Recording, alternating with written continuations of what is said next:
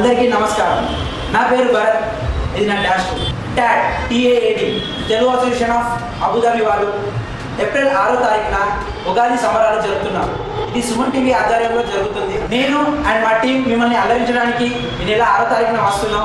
నాతో పాటు జబర్దస్త్ ఆర్టిస్టులు అండ్ సింగర్స్ కూడా చాలా మంది వస్తున్నారు. మీరు తప్పకుండా వచ్చి ఈవెంట్ని సక్సెస్ చేయాలని కోరుకుంటున్నాను. Thank you so much.